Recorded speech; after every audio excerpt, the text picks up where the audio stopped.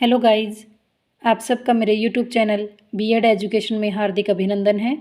आप सबको मेरा प्यार भरा नमस्कार। आज का हमारा टॉपिक है सांख्य दर्शन का शैक्षिक पद्धतियों में योगदान, यानी सांख्य दर्शन के अनुसार हमारा पाठ्यक्रम है वो कैसा होना चाहिए, उसके बारे में हम विस्तार से चर्चा करेंगे। कि पाठ्यक्रम होता है कैरिकुलम, यानी हमारा सिलेबस। पाठ्यक्रम को निर्धारित करते समय निम्नलिखित 3 बिंदुओं पर छात्रों का ध्यान आकर्षित करना आवश्यक है।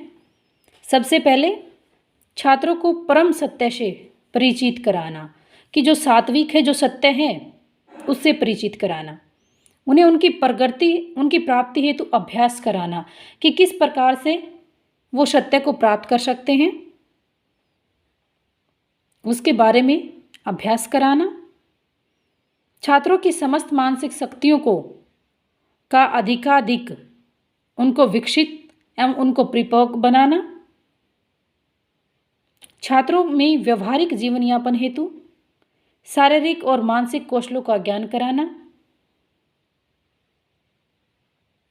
इसके आधार पर यानी अवस्थाओं में पाठ्यक्रम को विभाजित किया गया है, जैसे शैशवावस्था, किशोरावस्था, बाल्यावस्था, शैशवावस्था, बाल्यावस्था, किशोरावस्था। शैशवावस्था की अगर हम बात करते हैं, ये जन्म से लेकर 6 वर्ष तक मानते हैं लगभग हम इसको, कि ज्ञानेंद्रियों तथा कर्मेंद्रियों में मस्तिष्क से संबंधित क्रियाओं पर ध्यान दिया जाता है। ज्ञानेंद्रियां यानी हमारी 5 ज्ञानेंद्रियां हैं: आँख, नाक, कान, जीभ और त्वचा। इन 5 के द्वारा हम ज्ञान का अर्जन करते हैं। जैसे आँखों के द्वारा देखकर, कानों के द्वारा सुनकर, नाक के द्वारा सूंघकर, जीभ से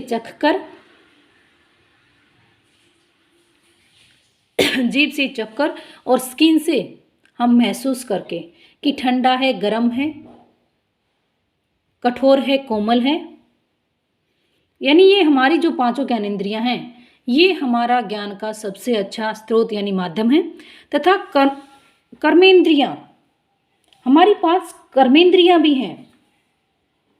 यानी इनकी अगर हम बात करते हैं कर्मेंद्रियों की, तो इंद्रिय यानी वाक, पाद, पाणी, पायु, उपस्थ, यानी वाक यानी मुख, इसका क्या काम होता है? बोलना। पाद पैर यानी गमन करना। पाणी यानी हाथ, यानी किसी चीज़ को ग्रहण करना। पायु यानी मलद्वार, मल का निकासन जाना। उपस्थ यानी जनेंद्रियां, यानी जनन इत्यादि से। कि ये मस्तिष्क से संबंधित क्रियाओं पर ध्यान दिया जाना चाहिए। शिशु के अनुभव कम होते हैं, वे कार्य भी अधिक नहीं कर सकते हैं। शैशवावस्था में शारीरिक स्वास्थ्य और व्यायाम एवं खेल को पाठ्यक्रम का अंग है वो बनाना चाहिए, क्योंकि जो छोटे बच्चे होते हैं वो ज़्यादा मैच्योर नहीं होते हैं, उनका मानसिक विकास ज़्यादा सुदृढ़ नहीं होता है, कम ही होता है। और इस अवस्था में बच्चों को शारीरिक स्वास्थ्य कि किस प्रकार से हम स्वस्थ रह सकते हैं, अपने स्वास्थ्य को ठीक रख सकते हैं, ठीक है ना, कैसे व्यायाम करना चाहिए, व्यायाम करने के क्या फ़ायदे हैं, वो हमें बच्चों को बताना चाहिए। बाल्यावस्था की अगर हम बात करते हैं, तो ये 6 से लेकर 12 वर्ष तक होती है। इस आयु वर्ग में भाषा, गणित, इतिहास, भूगोल, समाजशास्त्र तथा विज्ञान जैसे विषयों को हमें पढ़ाना चाहिए या पढ़ाया जा सकता है सांख्य के अनुसार। कि किशोर अवस्था ये 12 वर्ष से शुरू होती है और लगभग इसको 16 मानते हैं, कुछ 18, ठीक है ना।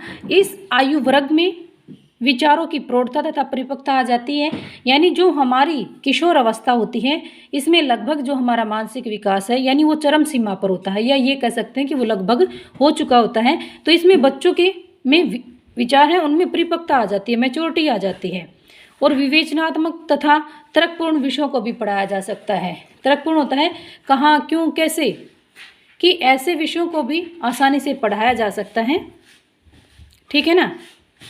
नेक्स्ट वीडियो में हम करेंगे शिक्षा के उद्देश्य। Thank you guys.